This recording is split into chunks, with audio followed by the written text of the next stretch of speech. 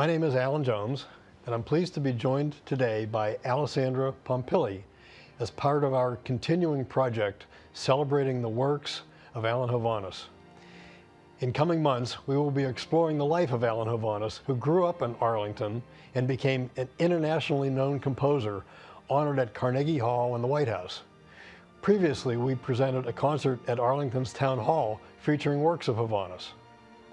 On October 20th, we will be honored to host Ms. Pompili at the Armenian Cultural Foundation for a solo recital of Hovhaness piano compositions. Alessandra Pompili is a talented Italian pianist known for her beautiful and meaningful performances and strong support for classical music. People worldwide have enjoyed her music, from Europe and the United States to Korea and Australia. She also shares her love for classical music through radio programs on Vatican Radio, where she plays timeless masterpieces. Pianist Pompili focuses on Alan Hovhaness' diverse piano works in her latest recording, showcasing his unique style as a contrapunist, Eastern Impressionist, and musical alchemist. Her thoughtful and expressive performances bring Hovhaness' music to life.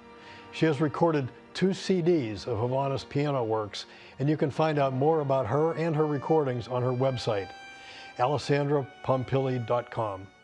Thanks, Alessandra, for spending time and sharing your knowledge with us today. Good morning for you, good afternoon here. And as a classical pianist, I obtained my diploma in piano performance from the Conservatoire in L'Aquila. Then I went to study in Paris and with Marcella Crudeli, who is a very renowned pianist, specialist in Italian keyboard music and specialist in Chopin.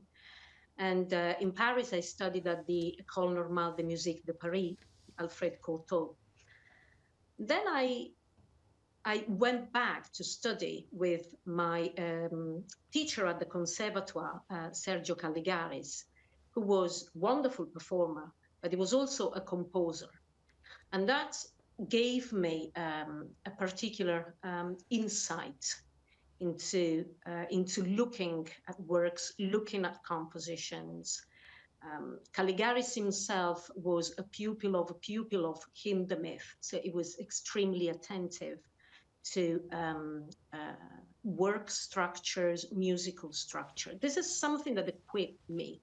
Of course, I didn't know at the time, but that is something that equipped me later when I got in touch with the music of Alan Hovhaness. And another pianist that I studied with is Arnaldo Graziosi. He was much older than me, but he was a wonderful performer. And I always love to remember him. So what sparked your interest in Hovhaness music, and how were you first introduced to his compositions? Well, I must say, shame on me. When I first met, let's say, Alan Hovhaness, I didn't know anything about him. It was a chance encounter that probably took place around 2004, 2005, let's say 20 years ago, perhaps a little less than 20 years ago. And I met this wonderful American pianist, Martin Berkowski. And it wasn't the encounter with Martin Berkowski that changed it all for me, because Martin had been the pianist of the Long Island Chamber Ensemble. And this was an ensemble that had met composer Alan Hovhaness, had started a long-standing cooperation with Alan Hovhaness. So Martin Berkowski then, from, let's say, a kind of working cooperation, then developed a friendship, a very strong friendship with Alan Hovhaness. And when I met with Martin, he started talking about this composer, Alan Hovhaness. Do you know, what music do you know about Alan Hovhaness? I have to say, I was really ashamed. I said, well, Martin, frankly, said, don't worry, I will introduce you to him. And what happened is that I started receiving envelopes upon envelopes of scores by Alan Hovhaness. Now, still nowadays, the vast majority of the scores by Alan that I have come from Martin Berkowski. So it was this wonderful pianist that introduced me to him.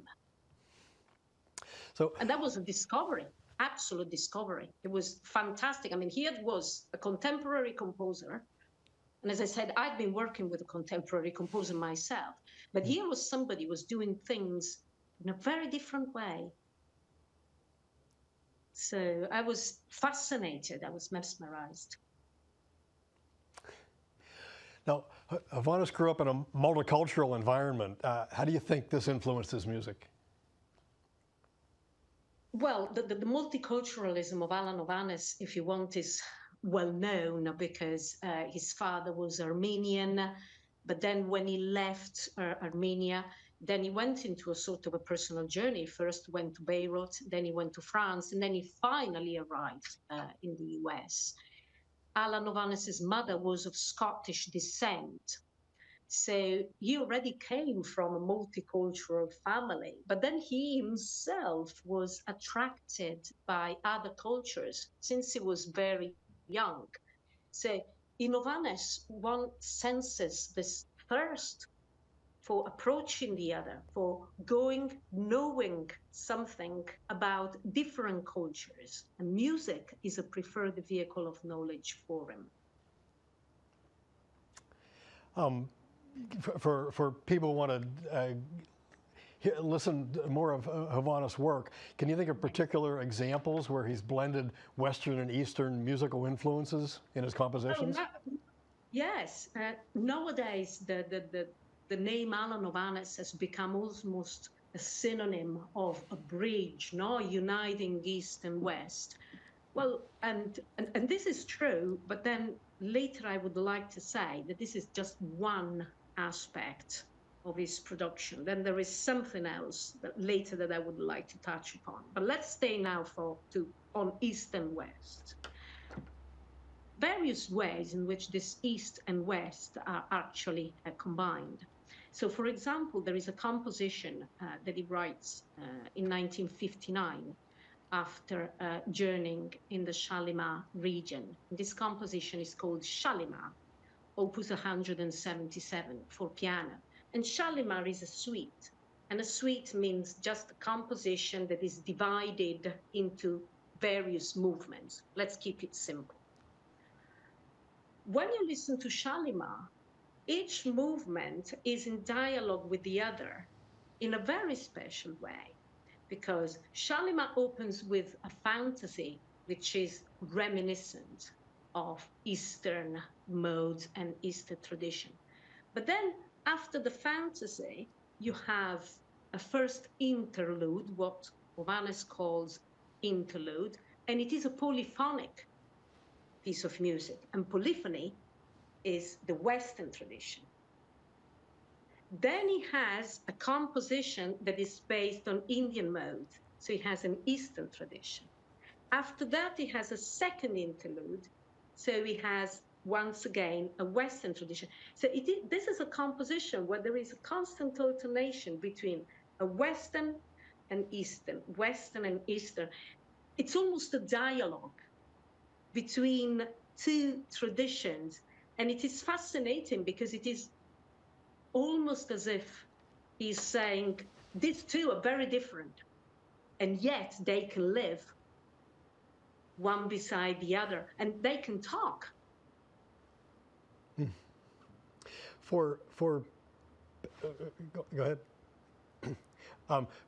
For people who love classical music, and especially the old masters, how would you compare Hovhaness' work with the old masters, Bach, Beethoven, Liszt, Chopin? This is the $1 million question, in the sense that if I had the answer, probably I would even be more than millionaire. I would be a billionaire. Mine is not a diplomatic answer, in the sense that I think this is almost an impossible question, because all composers are unique. Yeah. They all are sons, let's say, of particular historical and cultural situation, and the music responds differently to the context they live in. So it is not that I do not want to answer you, Alan, But I think I would prefer to, rather than compare, I would prefer to look at the specific. What is the specific of this composer? What is the specific of this? And in Alan Hovhaness, yes, one of the big specifics is this bridge between East and West. But the other huge specific, in my opinion, is the simplicity. It's the clarity. This is something programmatic in Hovhaness. It is not that he writes clearly because he doesn't know what else to do. No, he has a project, he has a plan about this. This will probably be equally impossible, but can you compare Hovhaness' music with more contemporary composers, you know, Stravinsky, Copland?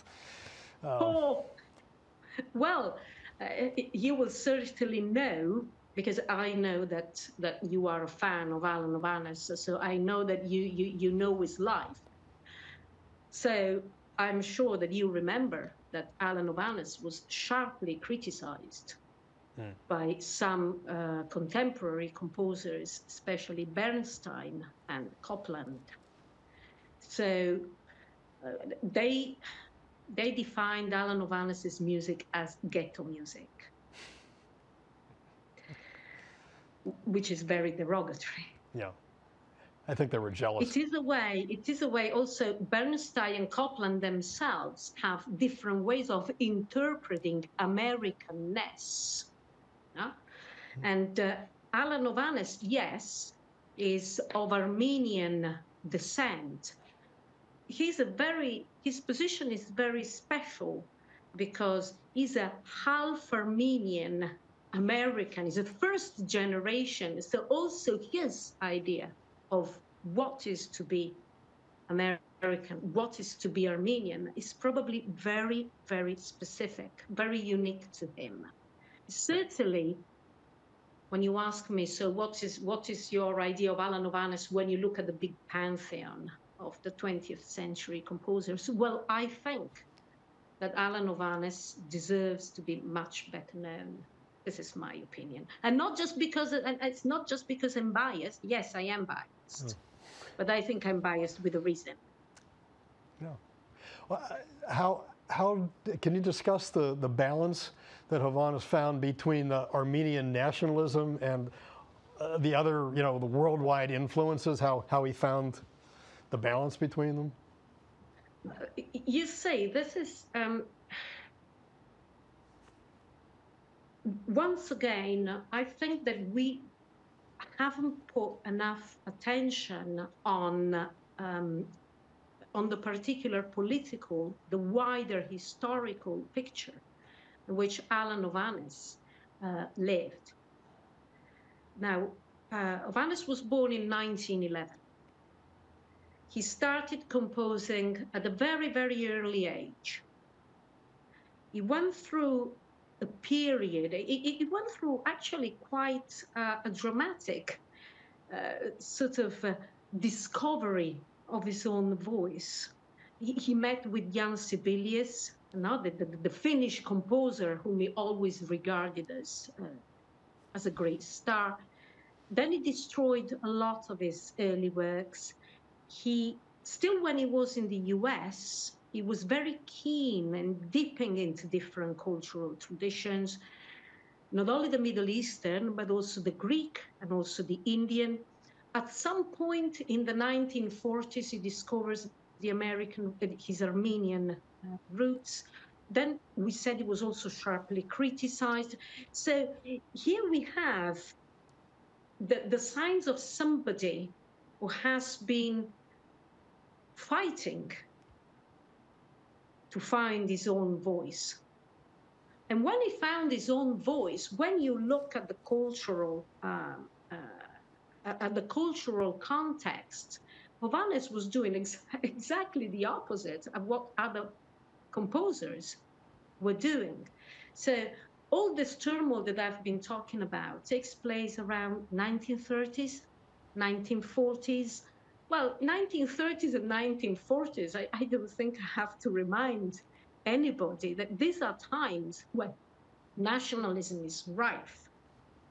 It is rife in Europe. I mean, especially after World War One, it was the triumph of the nationalism, and this came at a huge cost in terms of human lives. Now, Hovhaness was born in a country in the United States which is geographically far from all the nationalism that is shaking Europe, but politically is not particularly far from it. His own father had left Turkey at the time of the early persecution of the Armenians. So whilst Europe is actually looking, Western music is looking at nationalism, Hovhaness is saying, I want to look outside. I want to see what happens outside. Now, nowadays, we talk about multicultural. It's almost a platitude, this term, multiculturalism. At that time, I think it wasn't. And yes, what happened abroad, especially in the East, could be seen as sort of exotic, if you want, but then as a curiosity, perhaps. But I think that anything that was not national then was also seen with high degree of suspicion. So that's why I'm saying I think that in this way, Hovhaness was a pioneer. Whilst everybody was looking in, was looking out. Yeah. I don't know whether, does it make any sense what I'm trying to say? Yeah, no, absolutely. And I think it brings up a new perspective in looking at his work that's almost a political perspective.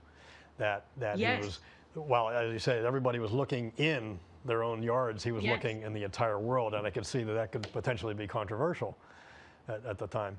Exactly. Yeah. And I think that this is also what, this is also something that prompted the famous ghetto criticism. I mean, what is this composer trying to do, really? Yeah, far from me to criticize Bernstein or Copland, but I think maybe they were wearing blinders. Of course not. Sorry.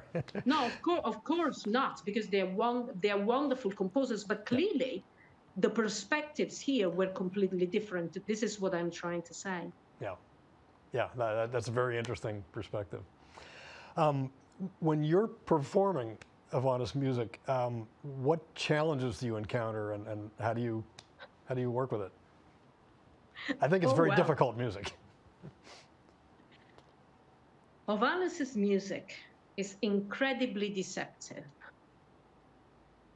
So Martin Berkowski, as I was saying, sent me all these scores, and I remember looking at them, pages after pages, and thinking, oh, this is simple. Oh, well, this is easy. Then you put them onto the keyboard, and you would try, and then, of course, yes, the writing is extremely clear, but it is what is behind the writing that becomes incredibly complex. So the music, if we just stay at the notes, then it is something that is not necessarily challenging. But then the music by Alan Hovhaness requires a way of breathing. You have to breathe into the music, into the score. You have to find, with Martin Berkowski, we would have endless talks. Fortunately, it was already at the time when there was WhatsApp, because otherwise the phone bill would be huge. We would have these endless talks about not only the notes, but the silence in between the notes, no? So silence and music and silence. This is on one level. On another level, there is a big number of compositions that technically are very challenging, because Hovhaness, it didn't only look at the Eastern tradition, study the Eastern tradition. Alan Hovhaness liked to learn traditional instruments, so especially on string instruments, and he learned quite a few of them. And sometimes he tries to reproduce, to ask us performers, oh, now I would like you to to imitate this and this instrument. But of course, the keyboard and the piano, it has its own limitations. So when I'm asked to imitate a string instrument,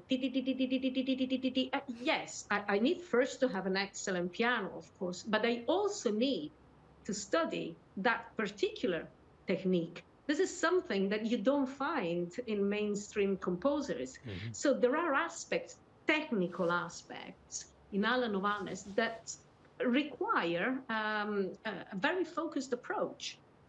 This is for the technical challenge. Then there is a completely different aspect, which is putting together a program of music by Alan Hovhaness. So you said I recorded 2 CDs. Yes. I took a huge amount of time in selecting what I wanted to put into these CDs, not because I didn't have material, because paradoxically, I had too much. So, and because Hovhaness wrote compositions in different styles, so I wanted to have recordings that mirrored the difference in styles, so that made justice of the fantasy and the genius of this composer. So there are various challenges, I would say. Sometimes I can say sometimes it can also be frustrating, but it's a good frustration. It's a good frustration because you learn out of it. Yeah.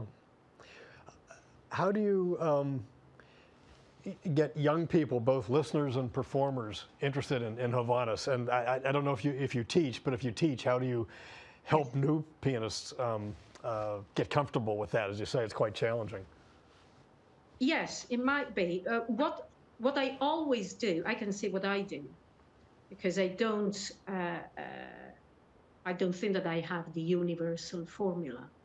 But every time that I put up a recital, and I know that in the program, in my recital program, there is something that is not particularly well known, that the audience may have some doubts about.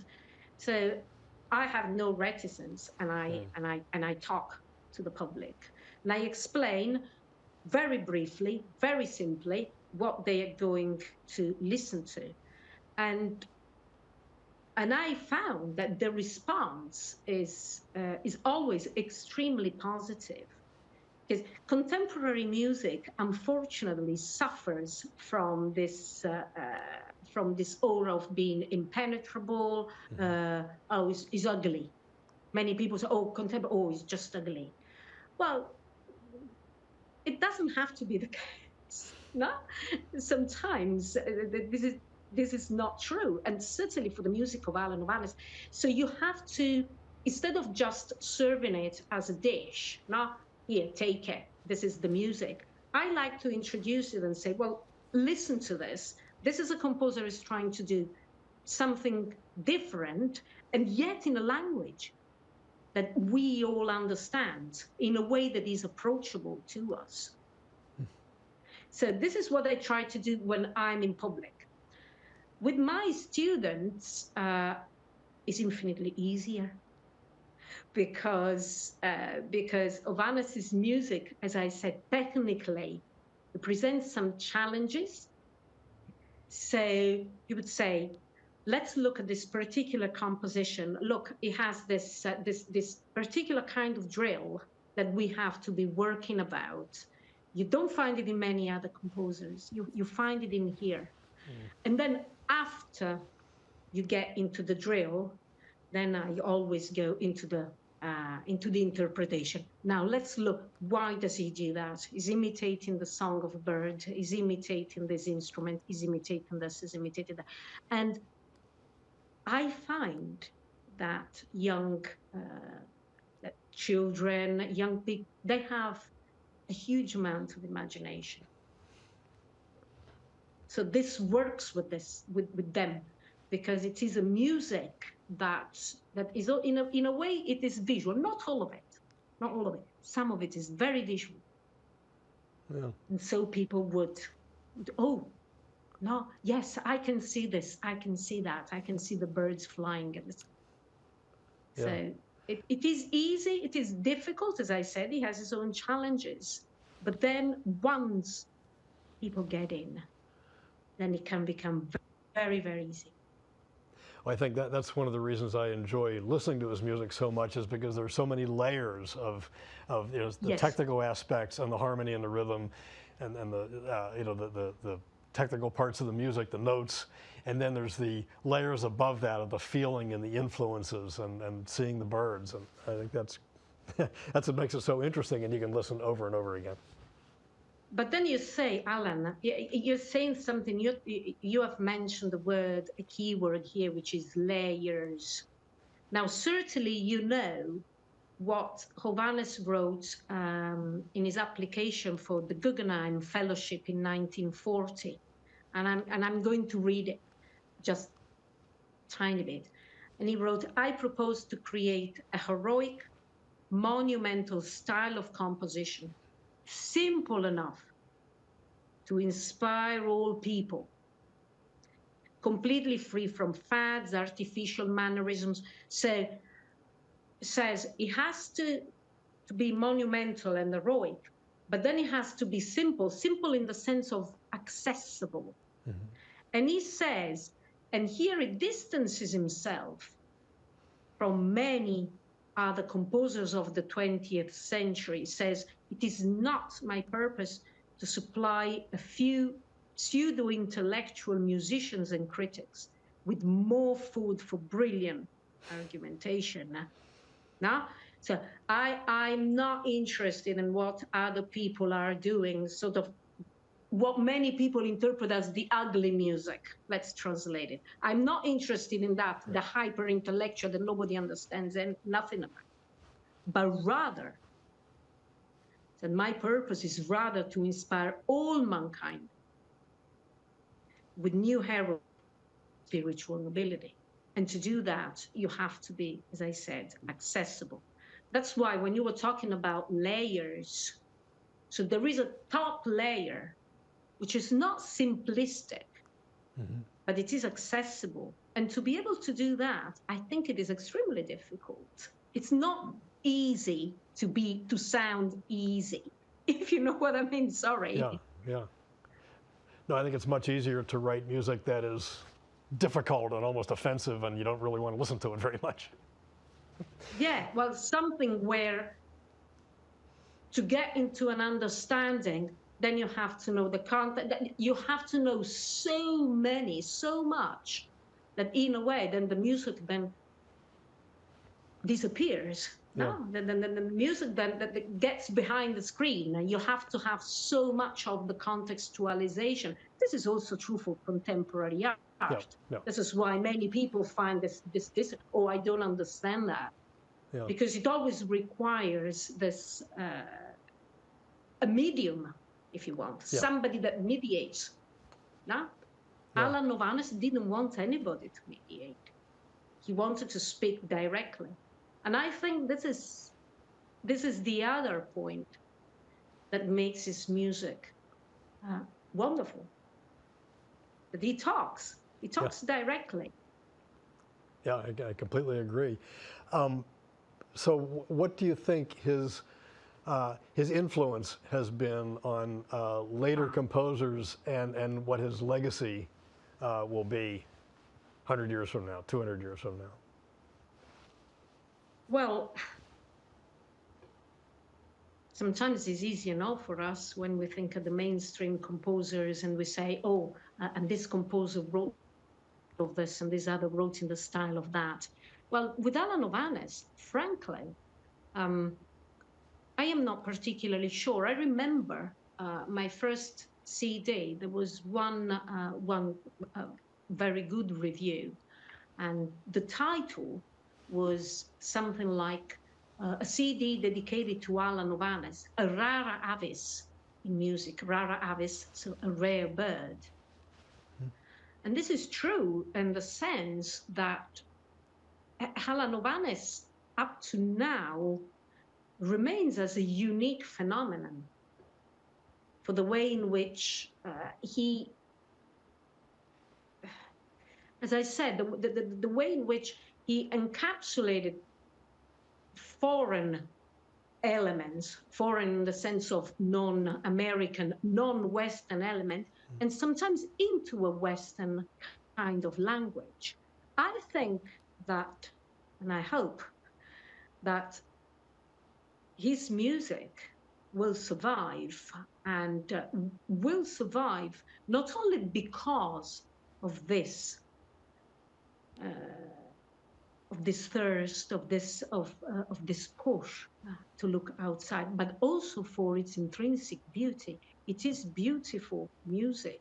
Many people, as I said, when I perform it, there are people who come there and thank me because we didn't know that contemporary music could be like this, could be as beautiful as this. So it becomes a discovery also for other people, I think. No, so that there is an element of beauty, and Alan Hovhaness in this was very. He wanted his music to be beautiful. Yeah. So there's something I might think that I have romantic ideas, that I may have idealistic ideas. No, I think I want to have my music beautiful. So. That's good. So you feel like you have and I feel like you have a real personal connection to Hovhaness music, and I'm wondering, how has that impacted you, your career, and your performance styles? Oh, immensely. To me, as I said, shame on me, I didn't know Alan Hovhaness before. Yes, I may have been partially justified. I'm justifying myself, because in Italy, especially, Hovhaness is not known. So I have done programs for Vatican Radio. Of course, I have recorded Alan Hovhaness for Vatican Radio, but it doesn't remain a very famous century composer. But his impact on me, as I said, it has been absolutely immense. It has been immense on the technical, because he opened a completely new forefront in terms of technical ability. I found having to drill and re-drill formulas that I'd never found even in, I don't know, Beethoven, Chopin, or Liszt. So even in great pianists, I'd never found something that I'd found in Alan Hovhaness. So even in the technicism, I had to retrain in a way. But then also in the concept that he has of music. So you feel that you have to be there, and you have to have an enormous control into what you are doing. In order to convey properly, you have to be extremely, not only confident, but you have to have an amount of technical ability that is huge. So in this sense, his impact has been, as I said, absolutely immense. And I was also I was privileged, because with Martin Berkowski, as I said, Martin worked with Alan Hovhaness, and Hovhaness also dedicated some works to Martin. I have some beautiful letters that Alan Hovhaness wrote to Martin, saying, "You have found the kind of sound that I was looking for." And because I was a great friend of him, I was honored to be a friend of Martin. Martin also passed his knowledge of Alan to me. This is what Alan would be looking for. This is what Alan would be searching for. And for me, this was absolutely invaluable, as you can imagine.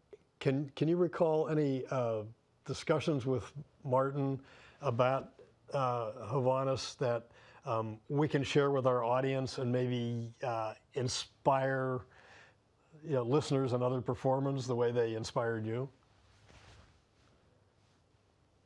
Well, you're asking me to go back in my memory in years and years, but there was one, now that I think about it, when I first came to the United States, and I played, and I also recorded with Martin Berkowski. We recorded for the Armenian Cultural Foundation, we recorded the fourth movement, the transcription for piano, four hands, of the fourth movement of a symphony by Hovhaness, All Men Are Brothers. And the transcription was fantastic. But then with Martin, it was, I didn't know the symphony. Hovhaness wrote many, many, many symphonies. And as you know, he wrote more than 500 opus numbers. So even having, let's say, a full knowledge of his music would almost take a lifetime.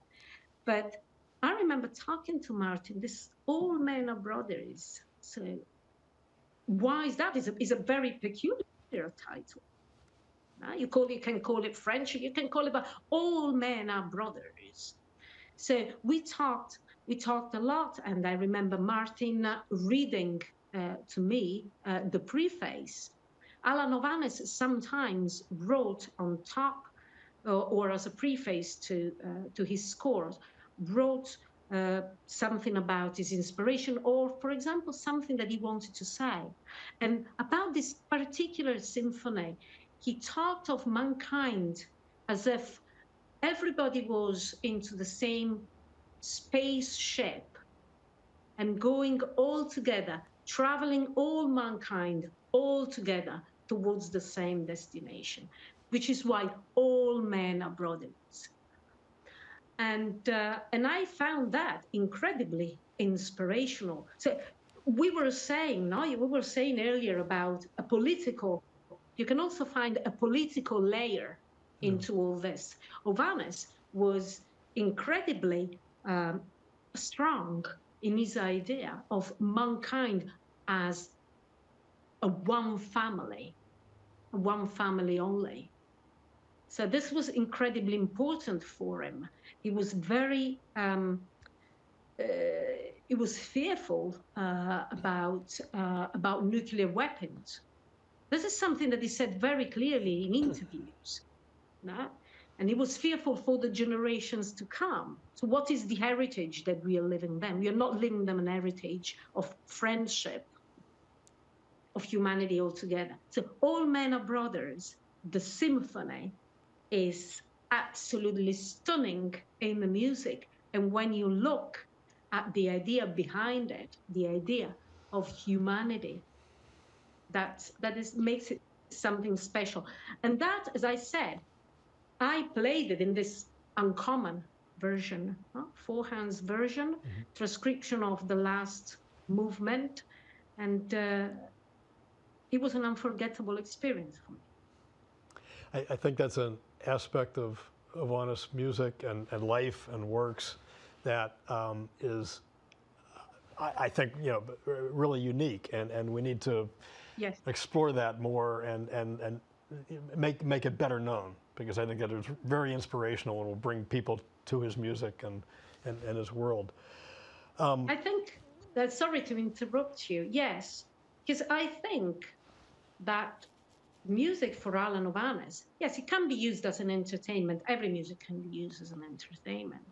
But I think that his idea of music was something much more than entertainment. It was something inspirational. Sounds like the music was a means to maybe a bigger, a larger goal. A larger making humanity better, making mankind better. Yeah. Mankind can aspire to do much more. Yeah, and you can see in the 40s, in his time, and through the Cold War and today. That's a very important message.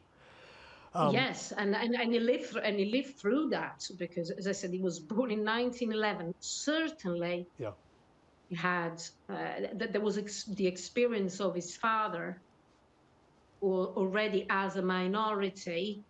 And the father had managed to go to the United States at the very beginning let's say, of the problems that the Armenians were suffering, but certainly there was an echo in all that. And then, of course, Hovhaness lived through the wars and the Cold War, which is something, as I said, it left a deep impact onto him. Yeah, yeah. So, do you have any projects coming up for Hovhaness? Any aside from the October 20th recital? Any more recordings or? Hovhaness is always around me, so there is always something to do. But my Anything you're first particularly two excited CDs, about? Oh yeah, but my first two CDs have been as a soloist, and now I would like to do something different. So I would also like to do to record music along with others, especially in duo, violin, clarinet, perhaps even double bass. But something that I enjoy quite a lot is radio work. And as you can see, I can chat. I can chat quite a lot. So I enjoy radio work, and I found out that when I did my my programs on Hovhaness for Vatican Radio, we had people calling in and asking, well, who is this composer? We never heard anything about it. So if there was some radio work, I would gladly go for it, because I think it is one of these ways, one of the ways to make him, to sort of to share his music, to disseminate his music. It doesn't take much more than that, I think. Yeah. Well, Alessandra, I'm very pleased to meet you, even though we're thousands of miles away. I really look forward to meeting you in person when you come to Arlington in October. Me too. I encourage everyone to visit AlessandroPompili.com. Learn more about Alessandra, her recordings, her works. There are many performances on YouTube, and I really encourage people to look at it, and of course, explore more about the life and the works of Alan Hovhaness. Just want to. Well, Alan, thank you very, very much. Thank you for your passion, and thank you to everybody who had this idea of making these programs about Alan Hovhaness. Thank you for inviting me, but thank you even more for what you're doing for this wonderful composer who has so much to say, even to the world nowadays. Well, thank you, and we have a lot of work to do, and a lot of there's a lot we can do to do this, especially since we're in his hometown. And I also want to thank Michael Armanius for bringing this together, Arlington Community Media to make this possible with all this good technology. And I hope rest of your day is great, and maybe it'll cool off a little bit. So. Thank you very, very much. Thank you. Thank you, Alessandra.